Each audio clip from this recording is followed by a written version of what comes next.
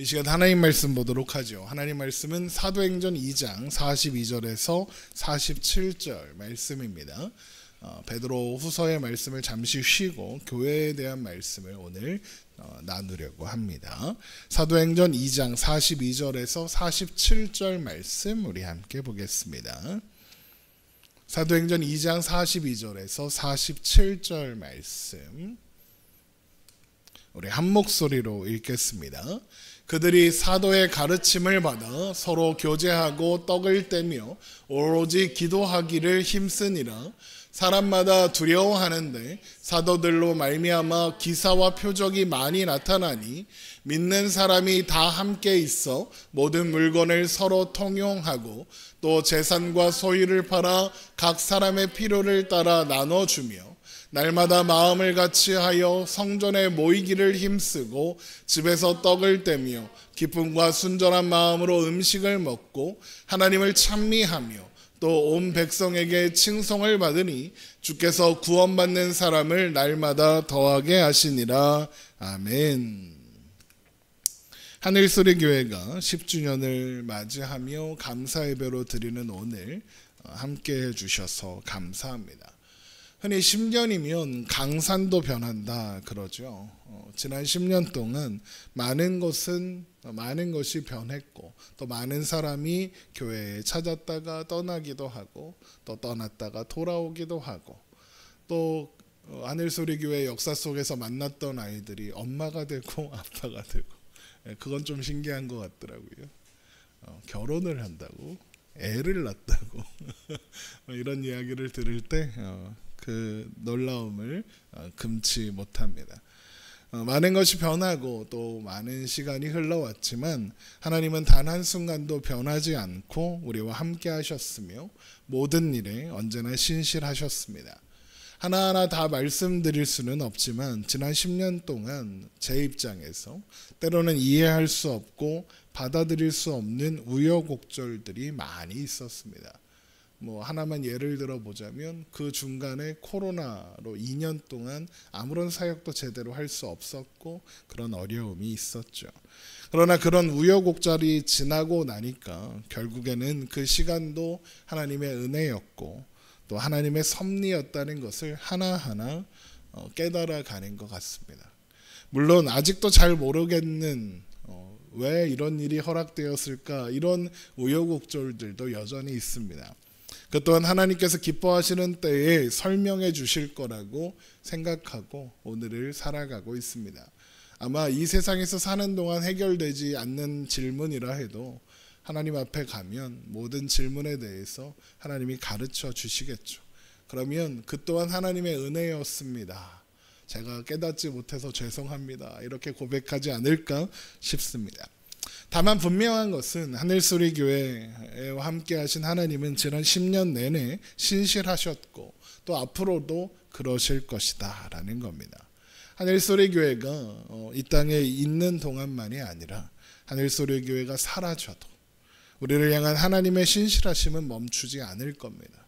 보통 개척교회들이 개척한 목사가 은퇴를 하거나 또 죽으면 교회도 같이 사라지곤 합니다.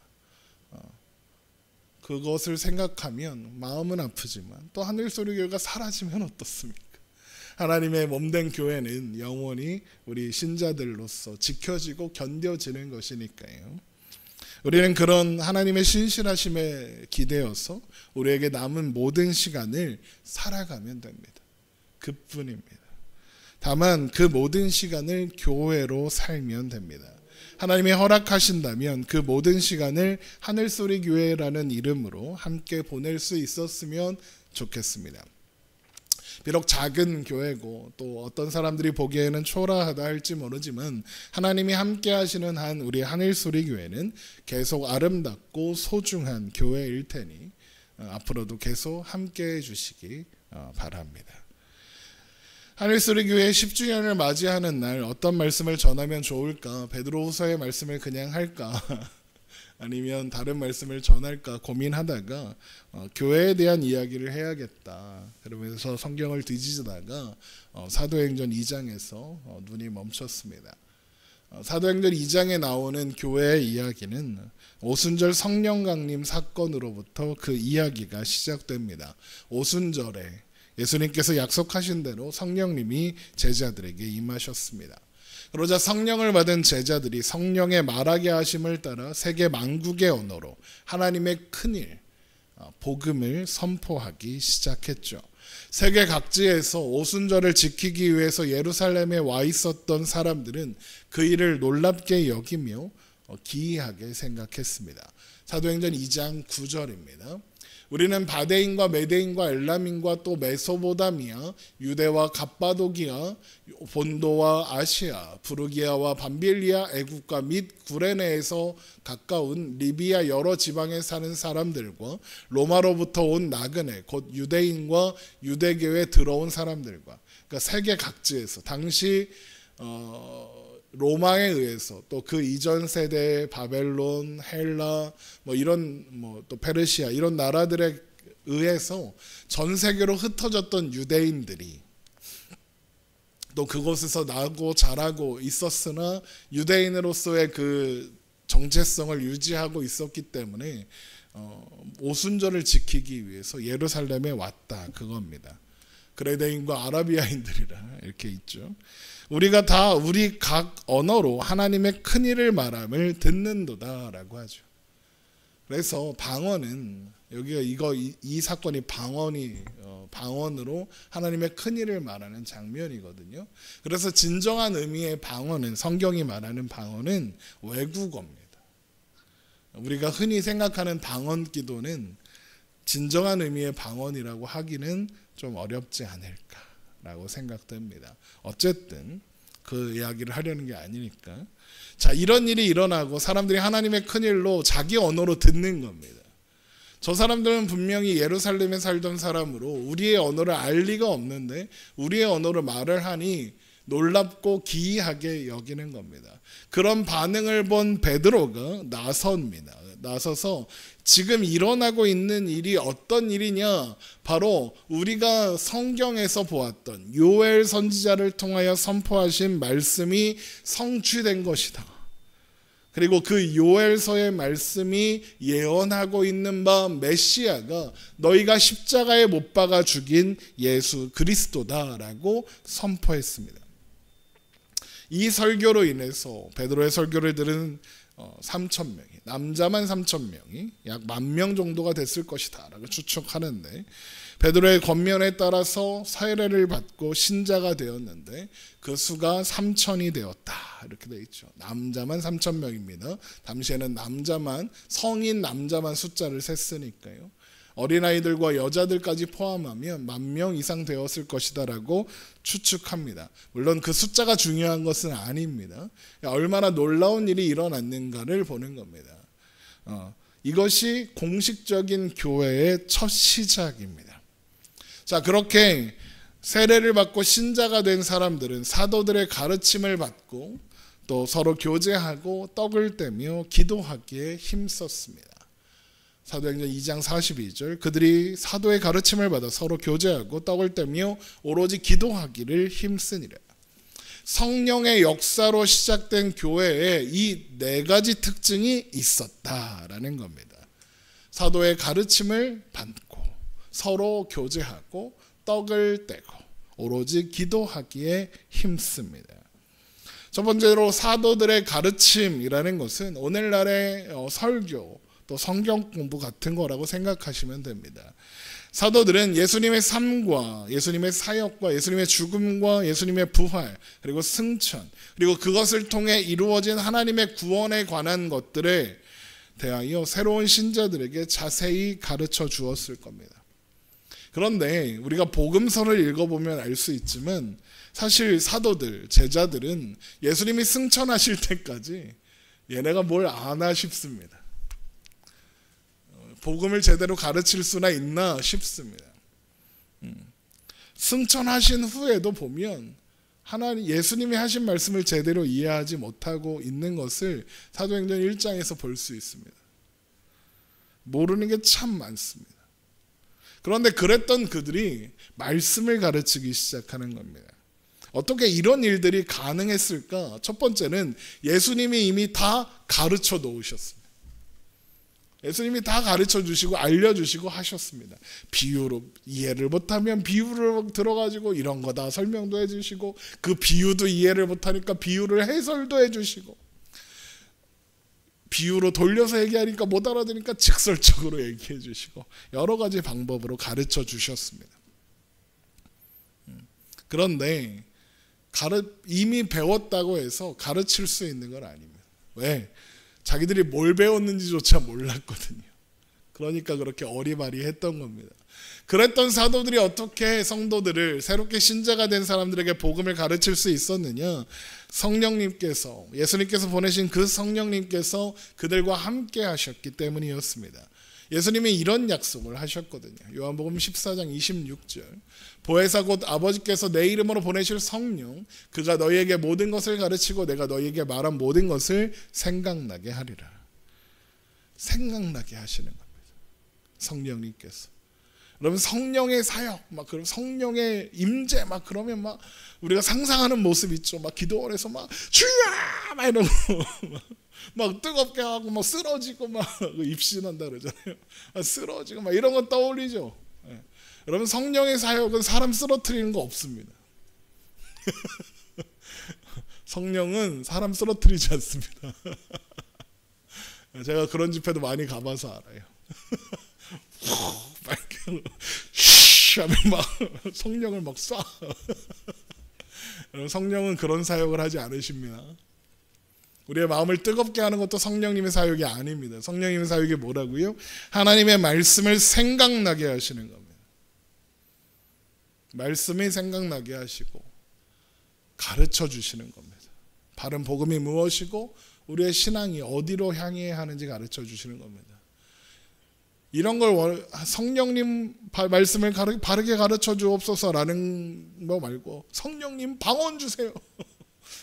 성령님 막 뜨거운 열정을 주세요. 네. 기도가 잘못된 겁니다. 말씀을 바르게 가르쳐 주옵소서. 성령의 역할입니다. 물론 성령님이 임하셨다고 해서 사도들이 완전 무결한 존재가 되었느냐? 그렇지 않습니다. 우리도 다 예수님을 믿을 때 성령님이 임재하셔서 우리 안에 내주하고 계시는데, 우리가 그렇게 썩 훌륭한 사람이 되지 않는 것처럼 똑같은 겁니다. 성령님은 우리를 다스리고 통치하사 우리를 이끌어가고 계시지만, 그렇다고 해서 그 성령님이 임하셨다는 것만으로 훌륭한 사람이 되는 것 아닙니다. 그들은 여전히 그들의 경험과 지식 안에 갇혀있는 여전히 한계가 많은 존재일 뿐입니다. 그래서 사도행전을 보면 사도들이 엉뚱한 행동을 하는 장면들이 많이 나옵니다. 초대교회에도 갈등이 있고 문제가 많습니다. 막 싸웁니다. 그래서 하나님이 여러 가지 방법으로 가르쳐 주십니다. 심지어 사도행전 10장을 보면 하나님께서 베드로에게 이방인 고넬료에게 가서 복음을 전하라 그러십니다. 그런데 베드로가 자꾸 거부합니다. 하나님의 말씀을 개겨요. 베드로가 환상 가운데 말씀하시는데, 그러니까 자꾸 베드로가 안 됩니다. 그러니까 하나님이 뭐라 그러시느냐? 내가 괜찮다는데 네가 뭔데 안 된다 그러는 거야? 막 이러면서 혼을 내십니다. 그제서야 베드로가 가서 복음을 전하고 이방인들에게 성령이 임하는 걸 보고 세례를 주고 하게 되죠. 그러니까 사도들도 계속 배울 게 있는 부족한 사람들이었던 겁니다. 하지만 그럼에도 불구하고 그들이 사도로 가르치고 또 교회의 지도자가 될 수 있었던 것은 성령님께서 그들의 마음과 생각을 주장하사 인도하시고 또한 가르치셔서 그들의 한계를 통해서도 일하신 결과인 겁니다. 그래서 베드로가 바울한테 맨날 혼나요. 갈라디아서에 보면 베드로를 내가 혼내줬다 이런 말씀이 나오고, 사도행전에도 보면 베드로가 바울한테 혼나는 장면이 나옵니다. 그냥 뭘 몰라 베드로가. 아무튼 그렇습니다. 하나님은 모든 것이 합력하여 선을 이루시는 분입니다.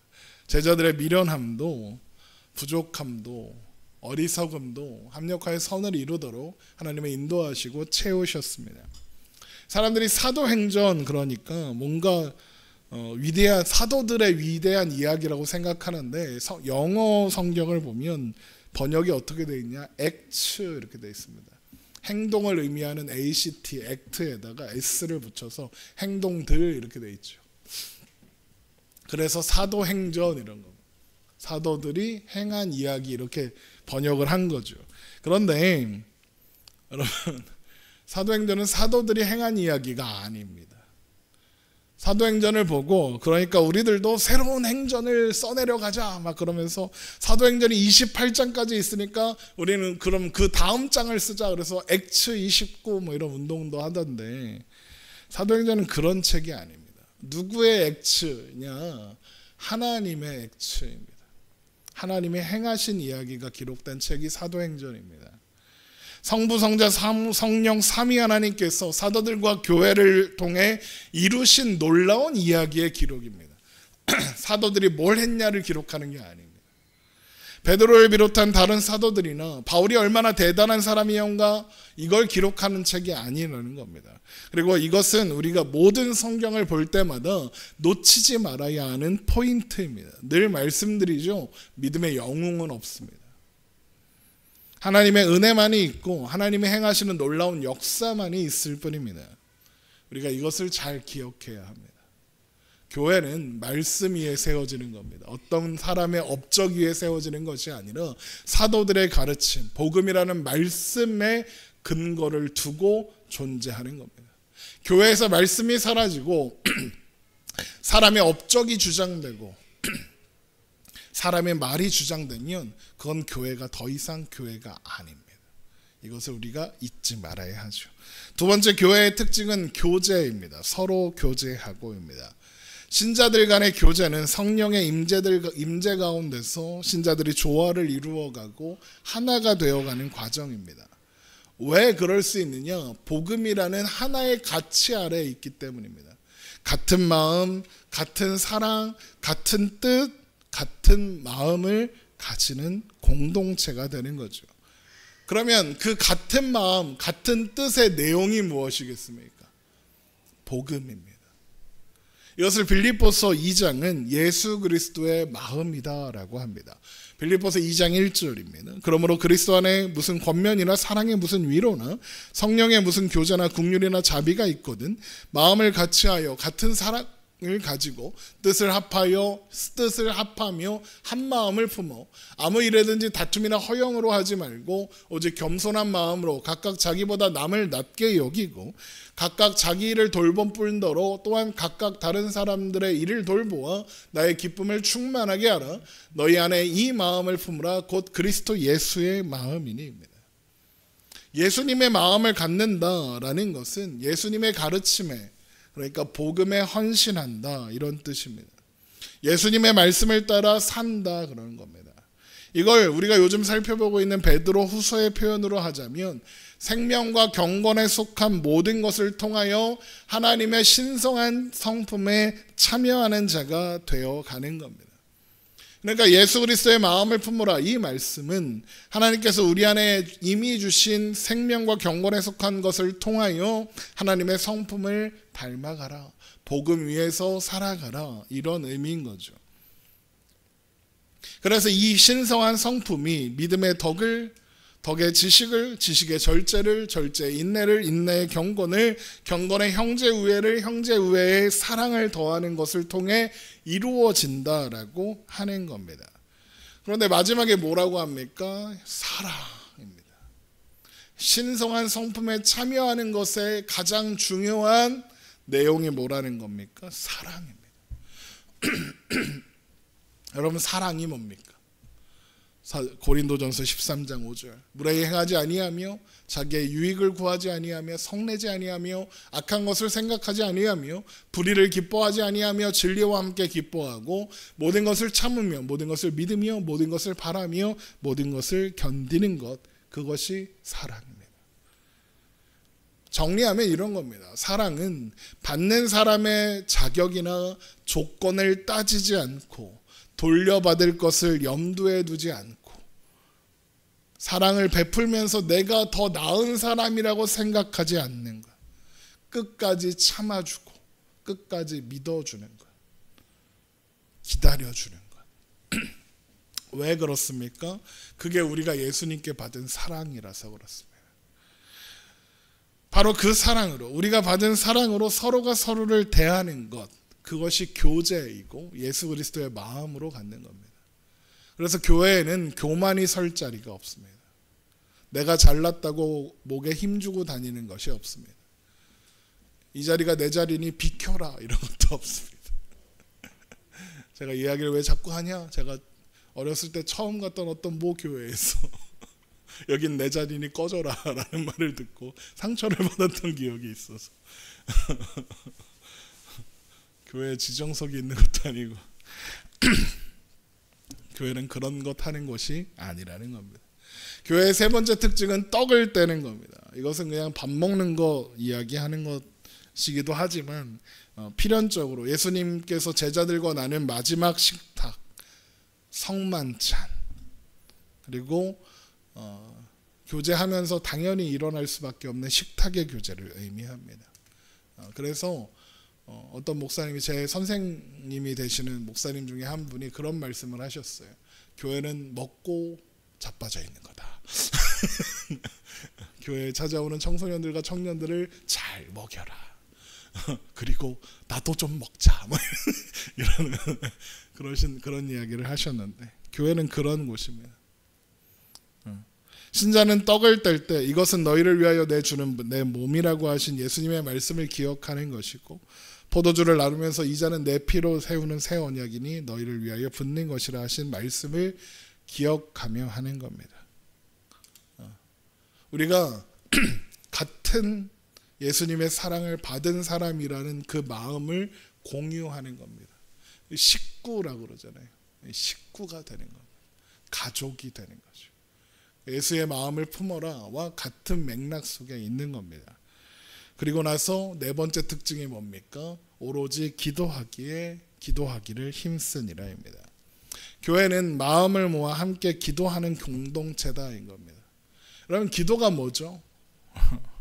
기도는 나는 할 수 없으니 하나님이 도와주셔야 합니다 라는 요청이고 간구입니다.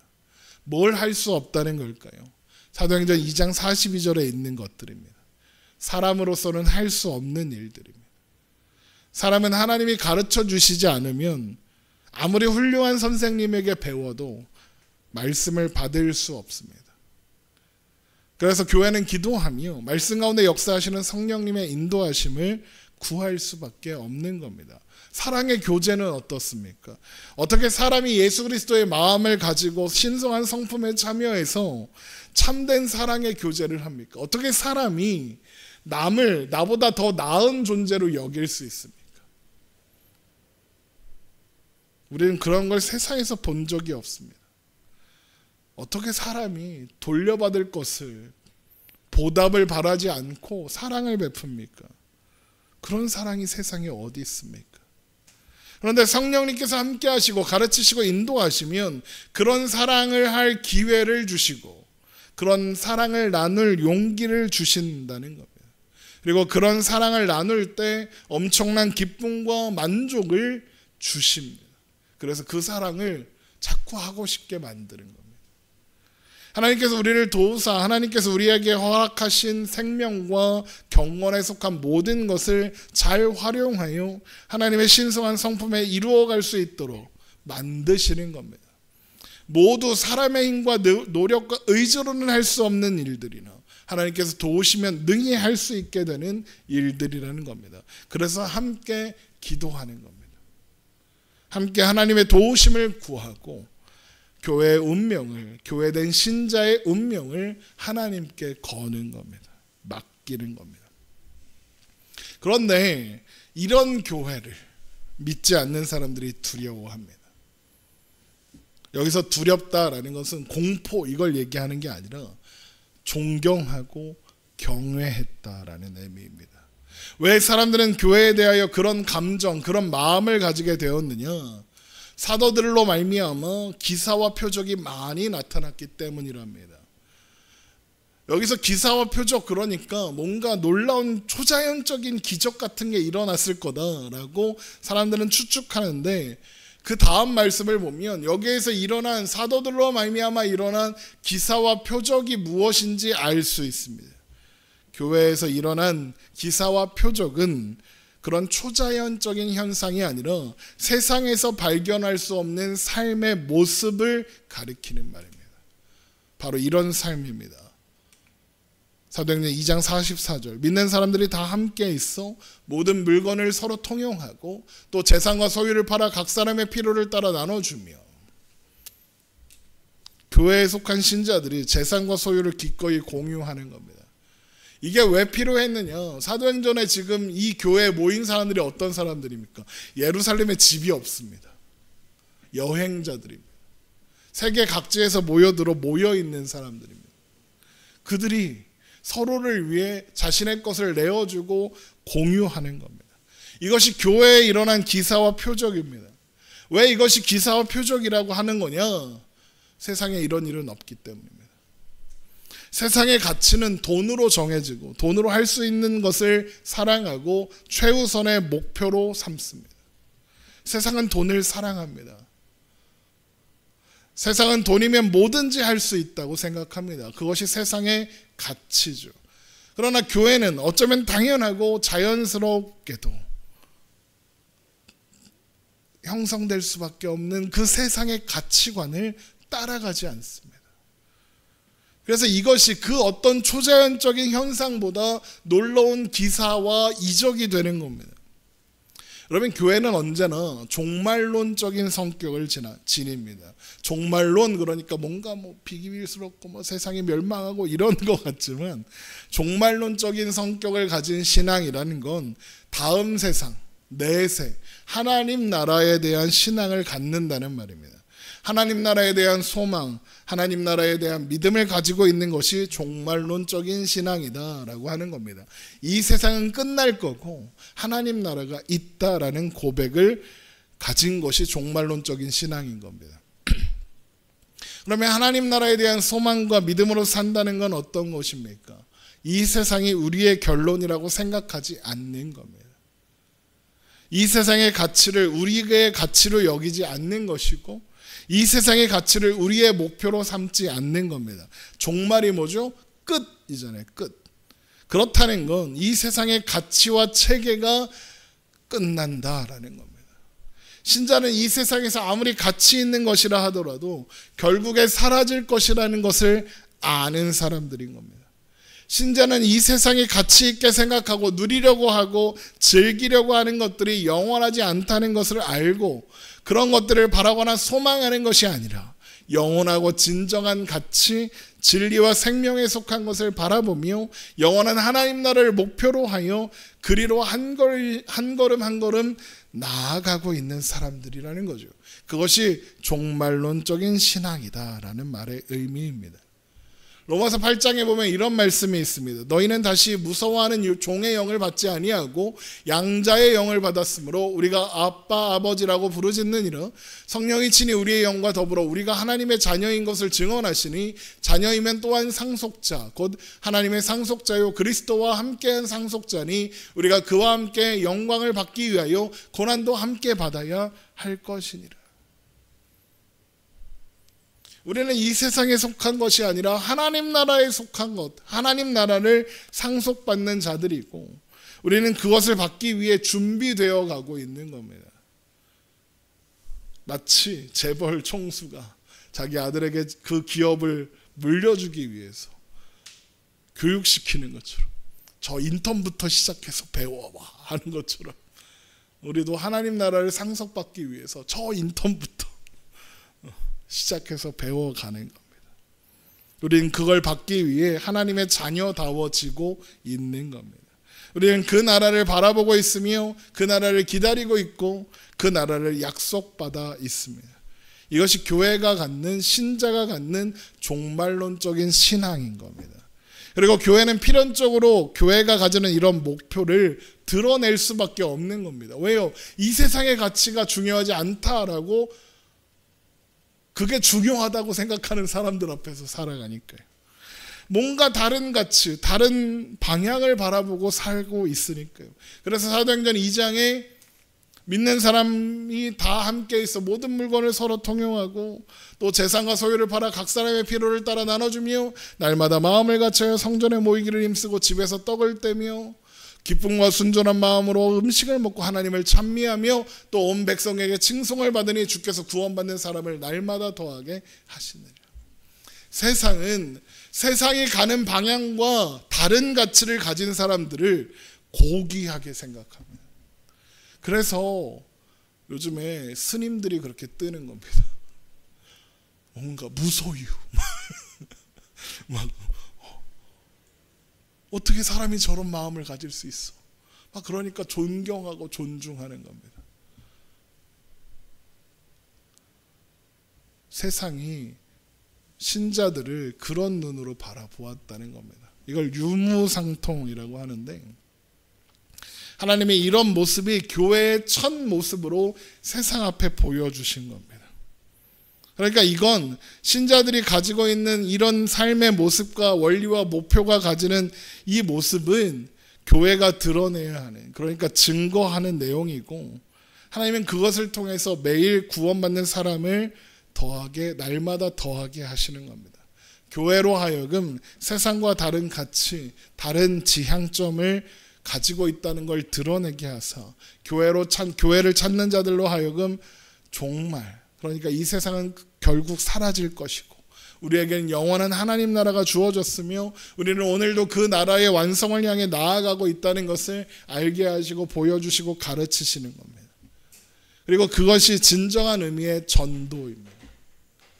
전도는 전도지를 나눠주고 교회에 사람을 데려오는 것이 아니라 우리의 삶, 그러니까 우리의 종말론적인 태도, 이 세상을 바라지 않고 오는 세상, 하나님 나라를 바라보며 하나님의 기뻐하심과 하나님이 가장 귀하게 여기시는 것을 우리의 목표와 원리로 삼는 것으로, 그리고 그것을 훈련하는 것으로 보여주는 겁니다. 그래서 세상 사람들은 그런 교회된 신자들의 모습을 보고 우리가 가진 바 소망에 관한 이유를 궁금해하고 도대체 너희는 왜 그렇게 사느냐고 묻는 것이고 그 대답을 들려주는 과정을 통해 복음이 선포되고 그로 말미암아 예수님을 믿고 진리로 돌아오게 되는 그 과정, 그게 전도인 겁니다. 그래서 저는 베드로전서 3장 15절이 진정한 전도다라고 생각합니다. 너희 마음에 그리스도를 주로 삼아 거룩하게 하고, 우리들이죠. 그러면 어떤 일이 일어난다는 겁니까? 너희 속에 있는 소망에 관한 이유를 묻는 자들이 생긴다는 겁니다. 그들에게 대답하라 그러는 겁니다. 온유와 두려움으로 대답하라 그러는 겁니다. 그런데 사도행전이 그런 우리가 가진 다른 가치, 다른 지향점을 가장 잘 드러낼 수 있는 방식이 뭐라는 겁니까? 돈이라는 겁니다. 물질이라는 거죠. 믿는 사람들이 다 함께 있어 통용하고 재산을 팔아 나눠주고 함께 모이고 하는 것들. 사도행전은 왜 이 물질을, 교회가 가지는 다른 가치, 다른 지향점을 갖는 모습을 보여주는 대표라고 하는 걸까? 그게 앞에서도 말씀드렸지만 세상을 다스리고 있는 원리라서 그렇습니다. 디모데전서 6장 10절을 보면 이런 말씀이 있습니다. 돈을 사랑함이 일만하게 뿌리가 되나니 이것을 탐내는 자들은 미혹을 받아 믿음에서 떠나 많은 근심으로써 자기를 찔렀도다 그럽니다. 이것이 사도행전이 교회의 신앙의 핵심과 종말론적인 성격의 대표로 물질을 설명하는 겁니다. 돈을 사랑하는 것이 일만하게 뿌리가 된다 그러죠. 돈을 사랑한다, 그것은 돈으로 할 수 있는 일을 최고의 목표로 삼더라 이겁니다. 오늘날의 세상에서 가장 중요한 것도 돈입니다. 여러분, 돈이 뭐 대단합니까? 그거 먹을 수 있습니까? 먹을 거 살 수 있습니다. 무인도민요. 무인도에 추락했는데 돈은 한 막 몇백억 있어. 근데 먹을 게 하나도 없어. 그럼 그건 장작입니다. 심지어 돈이 불도 잘 안 붙어. 장작으로도 별로 쓸모가 없어. 돈을 먹을 수 있는 게 아니고 여기 이렇게 다칠 때 돈 붙이면 낫습니까? 안 낫습니다. 그러면 얼마나 많은 사람들이 돈을 싸질머지고 가는데도 죽습니까? 돈을 내서 생명을 연장할 수 있다면 뭐 자기 전 재산을 바치겠다는 사람 전 세계에 엄청 많을 겁니다. 그 전기로 가는 자동차 만드는 막 로켓도 쏘고 하는 그 미국의 유명한 일론 머스크라는 사람이 있는데 그 사람 꿈이 영원한 영생입니다. 영생이에요, 영생. 그 돈을 들여서 그걸 이루고 싶어 하는데 못하는 겁니다. 죽을 겁니다, 분명히. 오래 살 수는 있을 겁니다. 좋은 거 많이 먹고 하니까. 그래서 자기 죽을 때 되면 영생을 살 수 있는 방법이 개발될 때까지 자기 몸을 보존하기 위해서 얼리겠다는 거잖아요. 그러면 그냥 냉동식으로 장례를 치른 겁니다. 그 사람이 다시 살아나는 일은 없을 겁니다. 돈으로 할 수 있는 것이 아무것도 없습니다. 그냥 종이 조가리에 불과합니다. 그런데 사람들은 그 돈을 좋아하고 돈을 중요하게 여깁니다. 왜 그럴까? 세상에선 그 돈으로 뭐든지 할 수 있기 때문에. 뭐든지 살 수 있고 고르지 않은 치아도 교정할 수 있고 낮은 코도 올릴 수 있고 작은 눈도 크게 만들 수 있고 내가 귀찮은 일을 사람들 시킬 수 있고. 저희 딸내미가 이번에 운전면허를 땄는데 운전면허를 연습하면서 그러더라고요. 운전면허는 꼭 따야 하는가? 내가 돈 많이 벌어서 운전 시켜야겠다. 내가 하겠다. 나한테 월급을 줘라. 돈이 있으면 내가 운전 안 하고 다녀도 됩니다. 돈이 있으면 청소도 안 하고 좋겠다. 돈이 있으면 자존심도 세울 수 있습니다. 그래서 세상의 가치는 언제나 돈으로 표현되는 겁니다. 그런데 여러분, 신앙은 돈으로 할 수 없습니다. 많은 사람들이 돈으로 신앙을 표현하려고 하지만 돈으로 할 수 없습니다. 오죽하면 예수님께서 천국에 부자가 들어가는 것은 낙타가 바늘기로 들어가는 것보다 어려울 거다. 낙타가 바늘기로 들어가는 게 더 쉽답니다. 엄청 큰 바늘기겠죠 뭐. 우리가 추구하는 것은 세상의 것이 아니면 세상의 방법과 실력으로 얻을 수 있는 것들이 아닙니다. 바로 이것을 우리가 가장 분명하게 보여주는 것, 오늘 본문의 말씀인 겁니다. 우리가 추구하는 것은 세상의 가치가 아니라 영원한 하나님 나라, 우리 하나님이 기뻐하시는 일은 진리와 생명에 속한 것, 하나님 나라의 영광을 사모하는 것, 그것을 위해 준비하는 자라는 뜻에서 모두가 개인적인 세상에서의 욕심과 싸움에서 벗어났다는 것을 보여주는, 증명하는 것이 유무상통인 겁니다. 내 것을 기꺼이 주는 겁니다. 문제는 오늘날 기독교 신앙에서 가장 큰 유혹이 바로 이 돈이라는 겁니다. 어느 틈엔가 교회가 만병통치약을 파는 곳이 됐습니다. 세상에서 잘 살게 해주는 주문이나 부적을 만들어주는 공장이 되었습니다. 예수 믿으면 아이가 공부를 안 해도 좋은 대학에 가고, 예수 믿으면 남편이 승승장구하고, 예수 믿으면 아픈 병도 낫고, 안 되는 일도 없고, 의사가 포기한 병도 낫고, 막 그럽니다. 어떤 분이 자기가 막 이렇게 너무 아팠는데 하나님이 고쳐주셨다. 막 그래요. 신앙의 힘으로. 그래서 제가 그 얘기를 들으면서 마음으로 그러셨군요 라고 말은 했지만, 제가 마음으로 무슨 생각을, 그래서 치료를 중단했다는 거예요. 그래서 제가 무슨 생각을 하느냐, 조만간 부고가 오겠구나. 한 달 만에 부고가 왔어요. 물론 이해는 할 수 있습니다. 우리나라의 역사가 가난에서 벗어나는 역사였고, 그 역사 속에서 교회도 함께 성장해 왔거든요. 자연스럽게 교회가 세속적인 복을 말할 수밖에 없는 사회적인 분위기였습니다. 왜? 이렇게 지금 힘들지만 하나님이 복 주시면 우리도 잘 살게 될 겁니다 라고 말하는 것이 소망이었던 시대가 있었으니까요. 그런데 교회의 본질적인 모습, 교회의 지향점, 교회의 가치는 그런 것들이 아닙니다. 사도행전 2장 42절에 있는 것처럼 그들이 사도의 가르침을 받아 서로 교제하고 떡을 떼며 오로지 기도하기에 힘쓰는 겁니다. 교회는 사도의 가르침을 받고, 그러니까 말씀을 간절한 마음으로 받으며 그 말씀 안에서 함께 교제하며 그 안에서 함께 떡을 떼며 함께 기도함으로 이 세상이 아닌 하나님 나라를 가장 최우선의 가치로 삼아 이 세상의 가치를 연연하지 않으며 사는 겁니다. 제가 많이 하는 표현 중에 하루하루 벌어지는 상황에 일희일비하지 않고 사는 겁니다. 성경은 이 세상에서의 가치를 요구하지 않습니다. 약속하지도 않습니다. 돈 많이 벌 거다, 성공할 거다, 그런 약속 없습니다.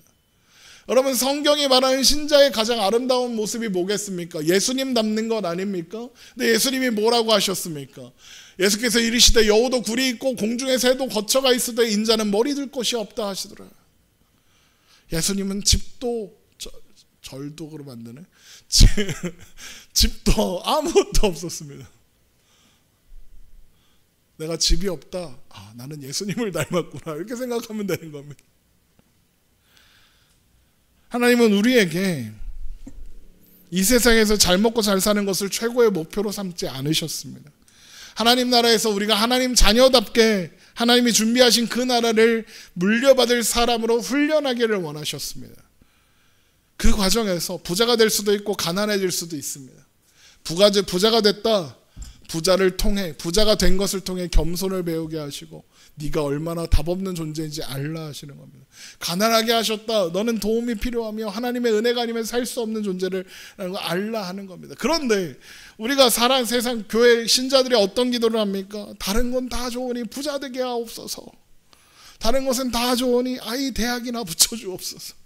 다른 건 다 좋으니 우리 아이 좋은 직장 가게 해주소서. 언제나 그런 기도를 하고 그런 기도에 응답하지 않는 하나님을 원망합니다. 로또를 사면서, 로또 복권을 사면서 하나님 당첨시켜 주옵소서. 그 기도 하나님 좀 응답해 주셨으면 좋겠다. 11조 하십시오, 당첨되면. 하나님이 우리를 무엇을 위하여 부르시는가를 생각하지 않습니다. 예수님이 가시는 길에 대해서 세상 사람들은 알아본 사람이 아무도 없었습니다. 오죽하면 예수님이 십자가에 달리신 것을 보고 사람들이 뭐라고 했습니까? 당신이 하나님의 아들이라면 내려와 봐라 그러셨습니다. 그러면 우리가 믿어줄게요 그랬습니다. 예수님이 그때 짠 하고 못이 막 저절로 빵빵빵 뻗쳐 나가면서 쫙 하고 내려오셨으면 사람들이 믿었을까요? 내려왔다 어쩔래? 믿을래? 이러면 믿었을까요? 사람들이 항복했을까요? 아니요. 깜짝 놀라서 더 큰 짱돌을 들었을 겁니다. 그런데 예수님이 거기서 뭐라고 하십니까? 아버지여 저들을 사하옵소서. 저들은 자기들이 하는 일이 무엇인지를 알지 못합니다. 이것이 교회가 가지는 기준입니다. 여러분도 다 나름대로 생각이 있을 것입니다. 우리가 만나는 사람들은 모두 부하거나 비하거나 귀하거나 천하거나 합니다. 그러나 그건 세상의 기준입니다. 우리에게는 그런 기준이 없습니다. 다 하나님 안에서 식구입니다. 형제 자매이며 하나님이 우리에게 허락한 은혜와 사랑으로 말미암아 여기에 있고 영원한 나라를 위하여 준비하고 있고 그 안에 부름받은 것을 이루어 기뻐하고 모이고 있는 겁니다. 거기에는 주님께서 기뻐하시는 것으로만 평가받음이 있는 겁니다. 세상적인 것으로 평가받지 않습니다. 하나님은 분명히 말씀하셨습니다. 나는 사람의 외모로 취하지 않으신다. 중심을 본다. 조건을 보지 않는다. 여러분, 하나님이 기뻐하시는 것으로 점수를 쌓아야 합니다. 여러분, 시험 볼 때 100만 원짜리 만년필로 풀면 점수가 더 잘 나옵니까? 100원짜리 모나미 볼펜으로 풀면 요즘 100원 그것도 1,000원 하던데 그걸로 풀면 시험 성적이 깎입니까? 아닙니다. 정답을 썼느냐가 중요합니다. 시험 볼 때 내가 루이비통 입고 시험 보면 성적이 잘 나옵니까? 그런 건 전혀 고려되지 않습니다. 누가 정답을 썼느냐는 겁니다.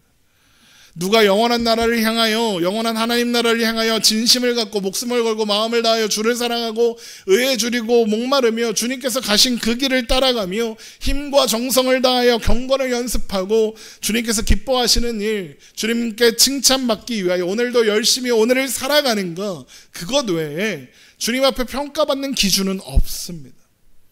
여러분, 그것을 위해서 성경을 읽고 묵상하고 성경을 배우고 교제하고 함께 기도하고 하는 겁니다. 그렇게 하나님께서 우리에게 허락하신 약속들과 약속한 영원한 소망들을 채워가는 겁니다.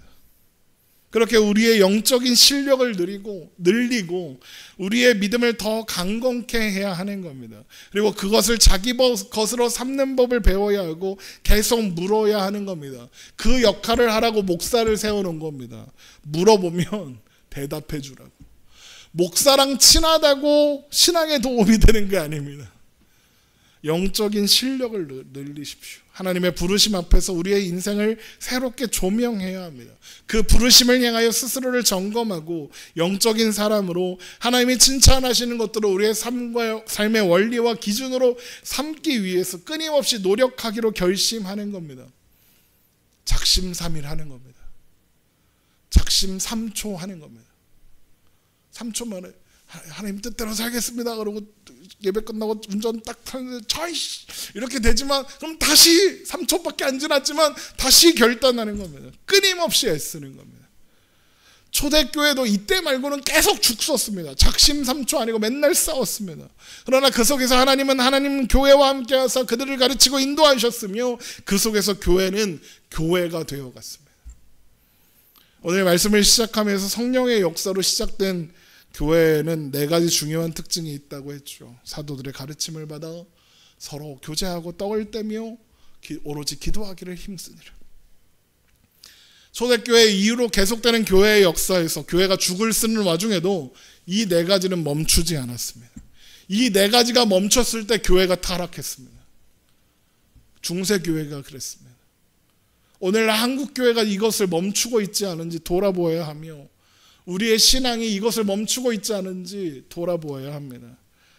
모이기에 힘썼고 모여서 말씀을 나누고 배웠으며 사랑의 교제를 끊임없이 나눠야 합니다. 그것이 그 모든 것을 사람의 힘으로 알 수 없다는 것을 알기에 함께 기도했습니다.